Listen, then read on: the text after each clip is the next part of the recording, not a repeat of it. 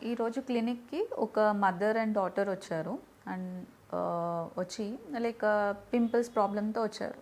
So mother చెప్తున్నారు హాస్టల్కి వెళ్ళిపోయి తను సరిగ్గా వాటర్ తీసుకోవట్లేదు, అందుకే చాలా పింపుల్స్ వచ్చేస్తున్నాయి డాక్టర్.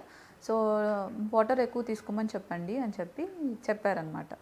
సో నేను కొంచెం చిన్నగా నవ్వి, సో వాటర్ చాలా మంచిదే, కానీ వాటర్ తాగడం వల్ల పింపుల్స్ పోతాయా?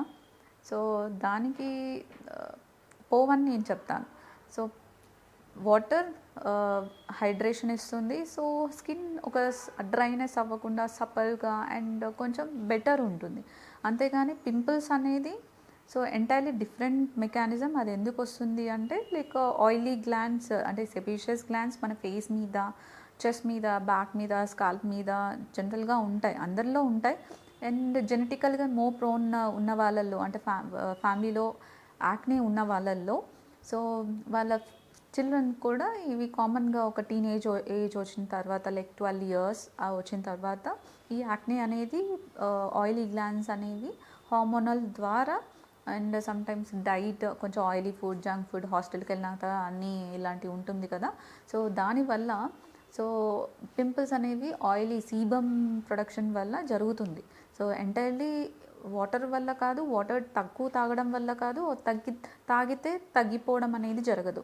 సో పింపుల్స్కి అంటే లైక్ మొటిమలు వస్తే సో దానికి సంబంధించిన క్రీమ్స్ ఆర్ మెడికేషన్స్ వాడడం వల్ల తగ్గుతాయి. సో దానితో పాటు చాక్లెట్స్, మెయిన్గా oily food, junk food and ఎక్కువ క్యాలరీ ఉన్న ఫుడ్ తగ్గించుకుంటే మంచిది. దాంతోడు అండ్ హాస్టల్లో ఉన్న పిల్లలు ఏంటంటే పొద్దున వెళ్ళి ఈవినింగ్ మళ్ళీ వస్తారు.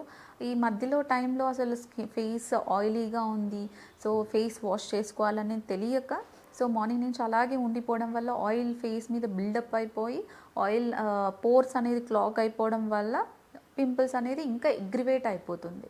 సో వాటర్ తాగండి, కానీ ట్రీట్మెంట్ కూడా డెర్మటాలజిస్ట్ దగ్గరికి వచ్చి తీసుకొని ప్రాపర్గా మెడిసిన్స్ వాడితే పింపుల్స్ అనేది తగ్గుతుంది.